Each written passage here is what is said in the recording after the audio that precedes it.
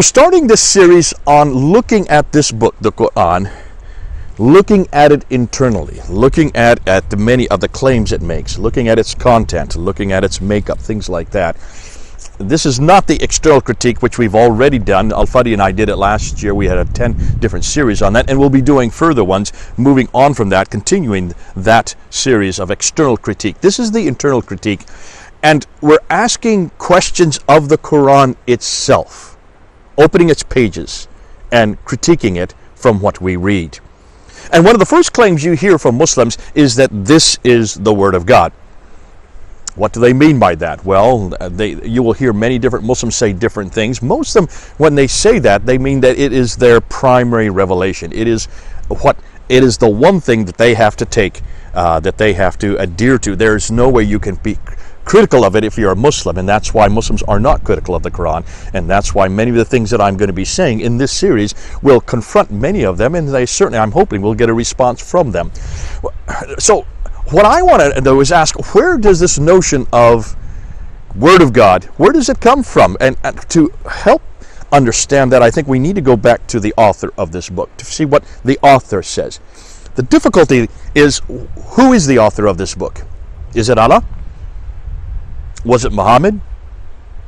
Was it Zaid ibn Thabit, his secretary? Was it Uthman, the caliph, that finally compiled it according to the Islamic traditions in 652? Who exactly is the author of this book? And that's the dilemma that Muslims have. When you ask that question of Muslims, well, who actually wrote your book down? See, we know who wrote the Bible down. We know the names of many of the authors. Many of the authors, we put the names on the book to delineate who was the author of that book.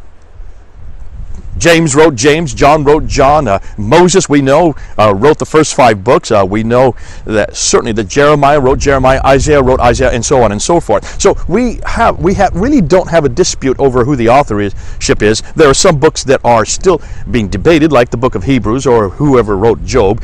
But nonetheless, this problem for Muslims concerning who actually wrote this book down is a real problem. It can't be Allah, because Allah doesn't enter time and space. Allah doesn't come to earth. He doesn't read and write. He cannot. Well, he understands reading and writing, but he cannot himself do it because he's not on earth. So he needs someone else to do it for him. Muhammad? No, Muhammad couldn't read or write. That's very clear. You Muslims tell us that all the time. Zaid ibn Thabit?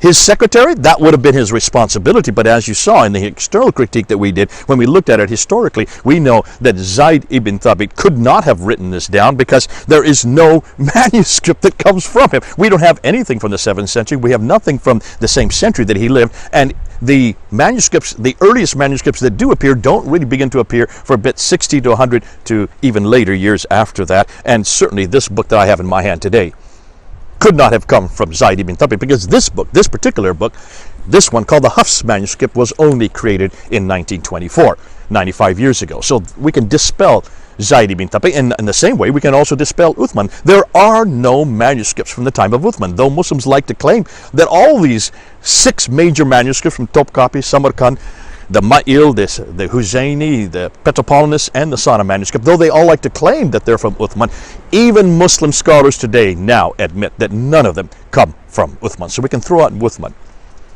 So where do we go for authorship? And that's a problem that we're going to be bringing up more and more in external critique.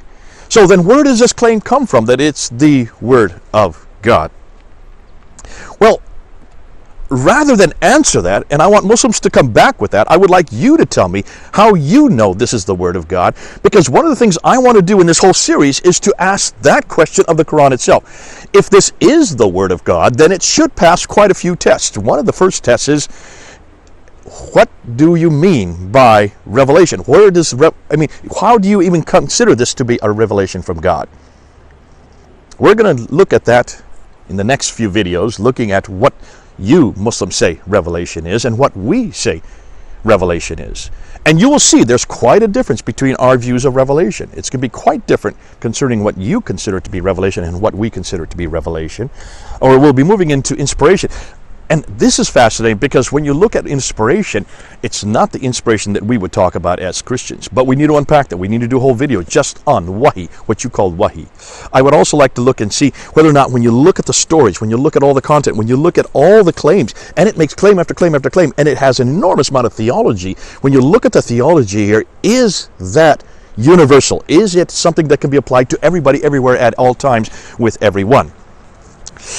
You're going to see there are some real problems here, and we're going to look at two of them. I said in the last video, we're going to particularly look at the problem of women, and we're going to look at problem of violence in this book, and ask whether that is something that we would like to see happen here in the United States, or in Western Europe, or in any other country.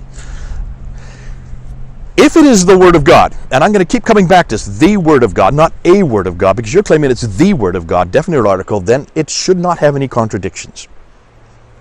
And folks, we're going to find lots of contradictions in here. I'm going to show you and expose, and we're going to have some real fun with some of the contradictions it does have. Because Muslims, you're the ones that say it is perfect, it's inimitable, it is above criticism, it has nothing that we can really critique it with. There is no other surah like it. That's another thing we're going to look at, this idea of no other chapter like it. I'm going to show you some chapters that are quite a bit better than this book from my own Bible, and we're going to do a comparative. And then the whole problem of abrogation. If this is the Word of God and it has always been eternal, then how can one part of it abrogate another part of it?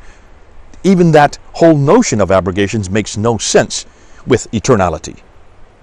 And then we're going to end with some of the most juicy material, and that is looking at the errors. There are lots of errors in this book. Some of them you've not even heard of before. Others you have. We're going to try to look at the most popular ones. We're going to try to look at the scientific difficulties, the historical anachronism. The scientific ones are the ones that I get excited about, because when you look at the scientific ones, if God was really God, how could he make these kind of scientific errors? And these are categorical errors. And because it's such a huge industry in the Muslim world.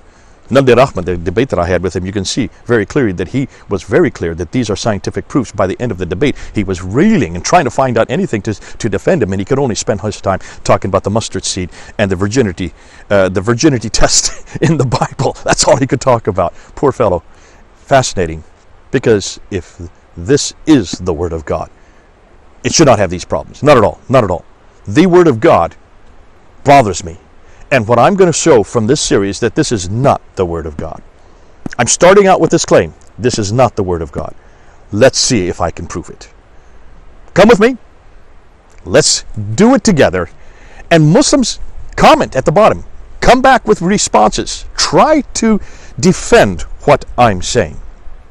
Christians and atheists and others who come on board, take heed of what we're now finding. And you be careful not to come to this book as the Word of God.